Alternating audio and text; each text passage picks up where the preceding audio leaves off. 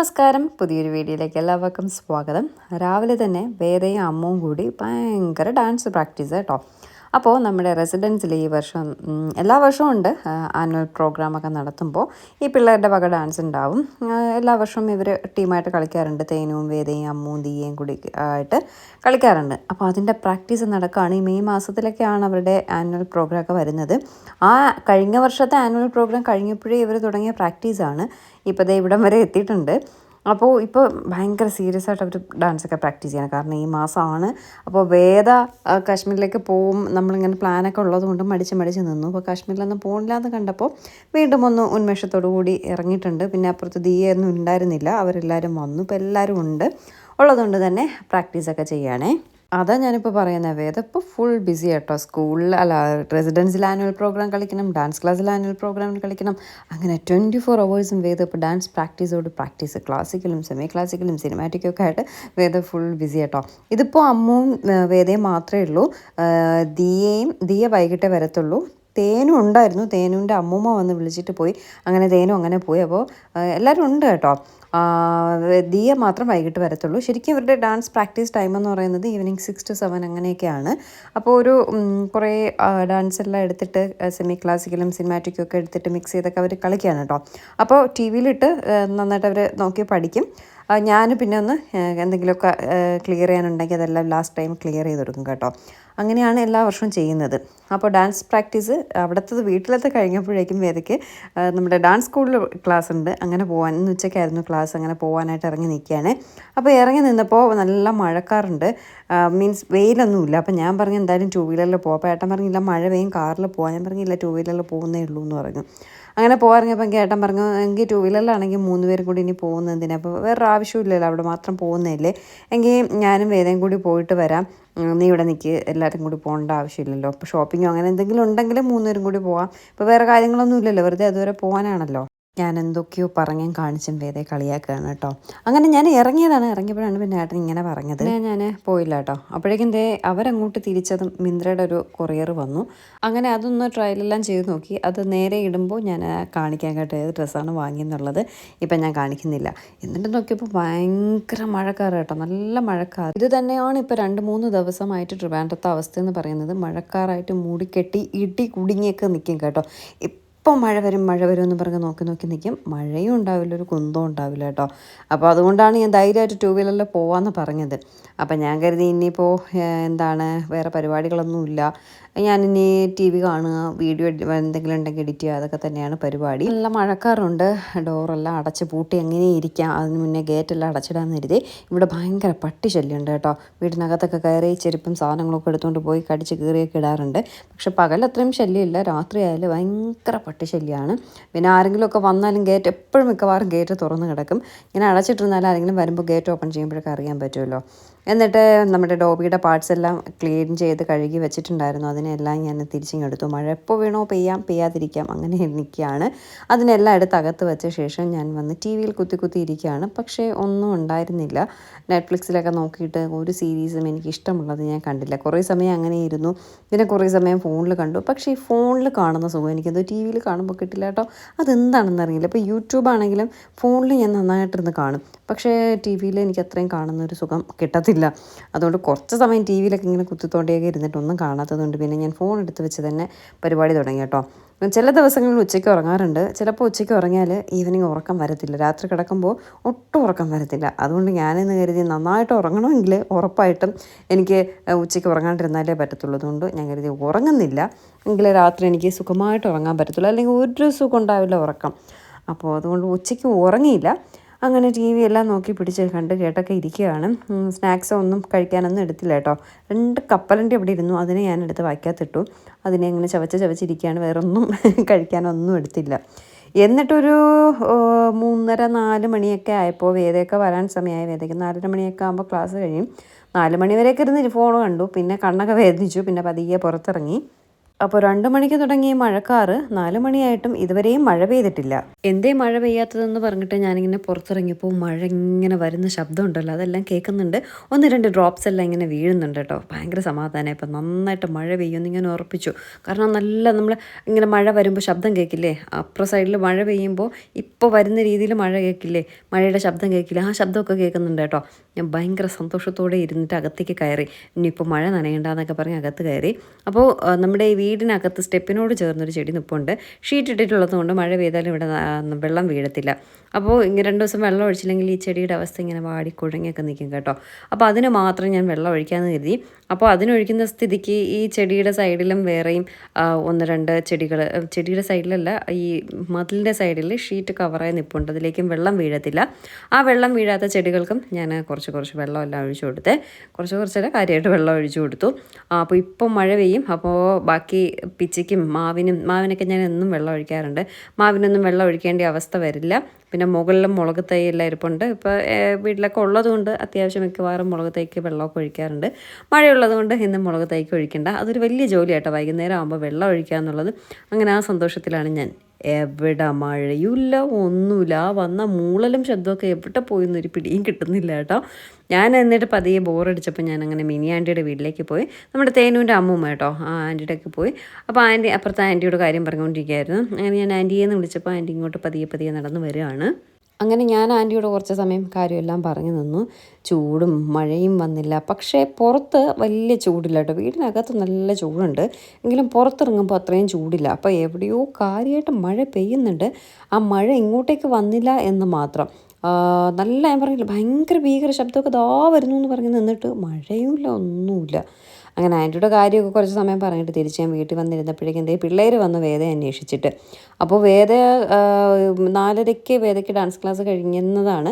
4:30 ആയപ്പോൾ ഏട്ടനോട് വിളിച്ച് ചോദിച്ചു, അവിടുന്ന് കൊഴുക്കട്ട വാങ്ങണോ അങ്ങളുടെ കടയിൽ നിന്ന് ചോദിച്ചു. ഞാൻ പറഞ്ഞു വേണ്ട, കൊഴുക്കട്ടയൊന്നും വേണ്ട എന്ന് പറഞ്ഞു. അപ്പോഴേ ഇപ്പോൾ വരുമെന്ന് പറഞ്ഞു, ഡാൻസ് ക്ലാസ് കഴിഞ്ഞു എന്ന് പറഞ്ഞു. 5 മണിയായി, 5:30 മണിയായി, 6 മണിയായി. 2 പേര്, അച്ഛനെ മോളെ കാണാനില്ല. പിള്ളേരും ഇറങ്ങി നിന്ന് നോക്കുന്നു, ഞാനും ഇറങ്ങി നിന്ന് നോക്കുന്നു. അപ്പോൾ ഇവരുടെ ഡാൻസ് പ്രാക്ടീസ് ടൈമാണ് 6 to 7 എന്ന് പറയുന്നത്. അപ്പോൾ അതിനോടുള്ള സമയം അടുത്തത് കൊണ്ടാണ് ഇവർ വീണ്ടും വന്നത്. പക്ഷേ ആരും വേദയെ കാണുന്നില്ല. എല്ലാവരും കൂടി ഉണ്ടെങ്കിലല്ലേ ഒരു രസമുള്ളൂ. അപ്പോൾ അവർ സിംഗിളായിട്ടൊക്കെ കളിക്കുന്നുണ്ട്, അതെല്ലാം പഠിച്ച് പ്രാക്ടീസ് ചെയ്തു എന്ന് പറയുകയാണ്. അങ്ങനെ ഞാനും അമ്മുവും തേനും കൂടി ഇങ്ങനെ കാര്യമൊക്കെ പറഞ്ഞ് ഇങ്ങനെ നിൽക്കുകയാണ്.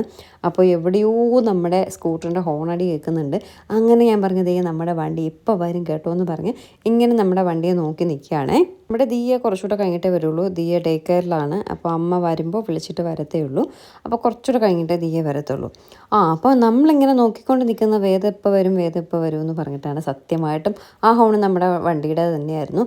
അച്ഛനും മോളും കൂടി നന്നായിട്ട് നനങ്ങിയിട്ടാണ് വരുന്നത് കേട്ടോ. 1 മണിക്കൂർ എവിടെയോ കയറി നിന്നു എന്നാണ് വേദ പറയുന്നത്. അതുകൊണ്ട് നന്നായിട്ട് നനങ്ങിയിട്ടില്ല. അവളുടെ തട്ടം വച്ചിരിക്കുന്ന കിറ്റെല്ലാം ഫുൾ വെള്ളപ്പൊക്കമായിട്ട് അത് ഫുൾ നനങ്ങിയൊക്കെ ഇരിപ്പുണ്ട് കേട്ടോ. അപ്പോൾ എവിടെയോ അവർ കയറിയൊക്കെ നിന്നിട്ട് വന്നതുകൊണ്ടാണ് 6 മണിയായി. 6 മണി കഴിഞ്ഞിട്ടാണ് വേദ വീട്ടിലെത്തിയത്. അപ്പോൾ വേദ വീണ്ടും അവിടുത്തെ ഡാൻസ് ക്ലാസ് കഴിഞ്ഞപ്പോൾ വീണ്ടും ഡാൻസ് പ്രാക്ടീസ് ചെയ്യാണ്.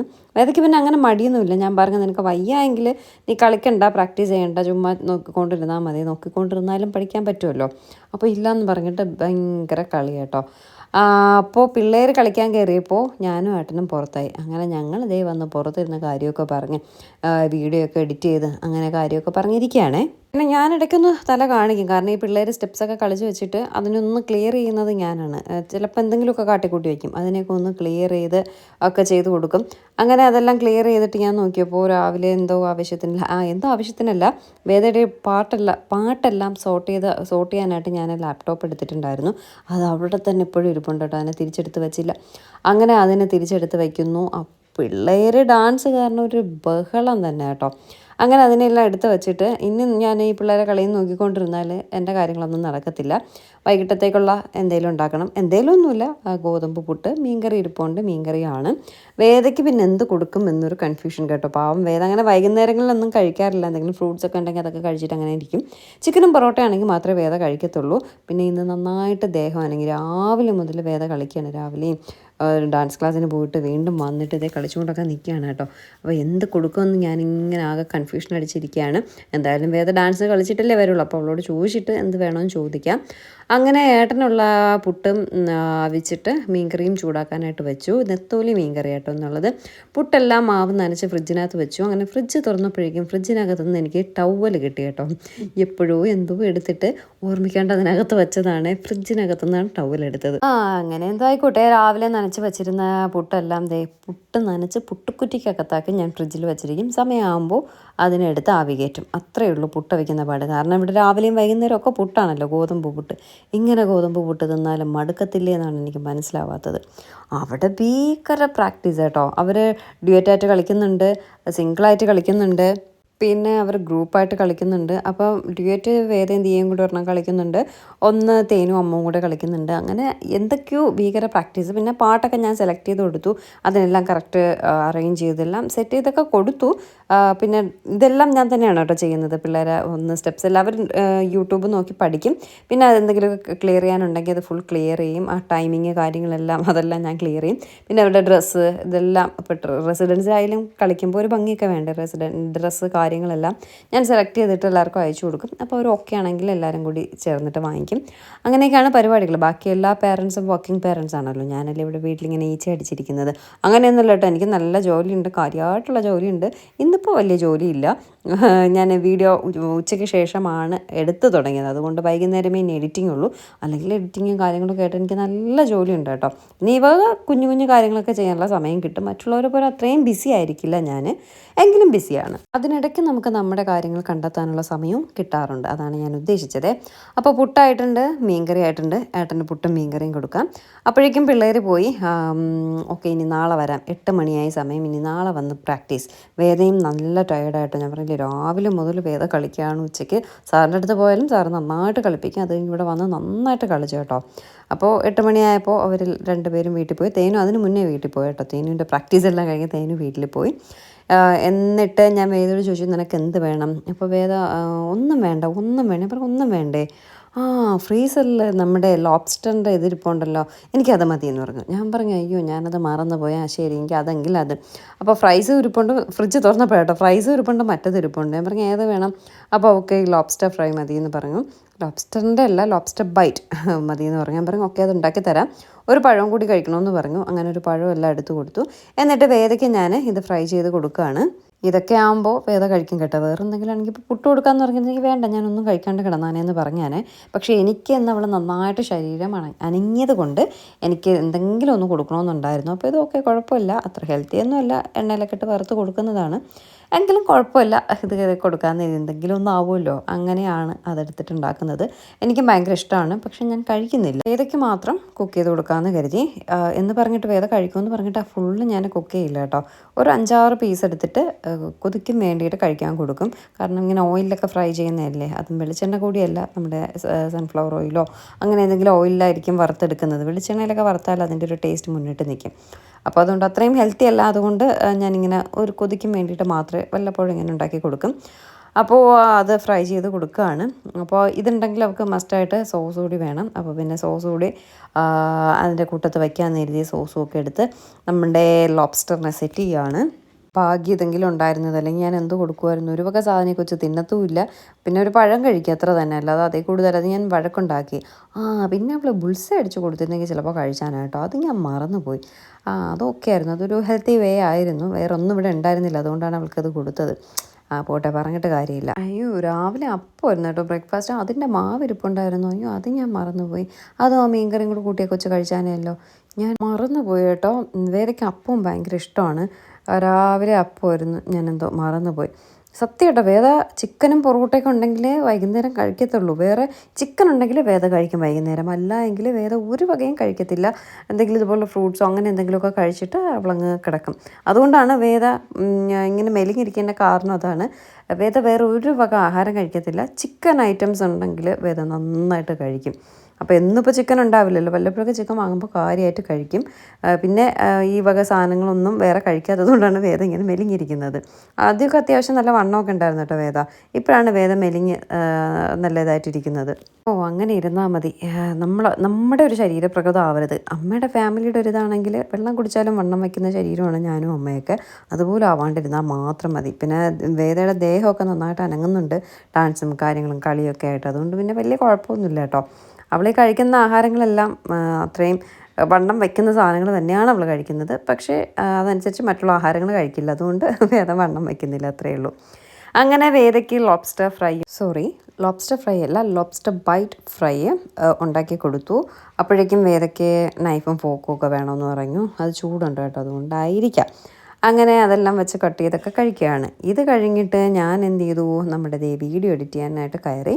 അപ്പോൾ ഇന്നത്തെ വിശേഷം എന്ന് പറയുന്നത് ഇത്രയേ ഉള്ളൂ. വീഡിയോ എഡിറ്റ് ചെയ്ത ശേഷം പോയി കിടന്ന് സുഖമായിട്ട് ഉറങ്ങി. ഉച്ചയ്ക്ക് ഉറങ്ങാത്തത് കൊണ്ട് നമുക്ക് ഈവനിങ് നൈറ്റ് നന്നായിട്ട് ഉറങ്ങാൻ പറ്റും.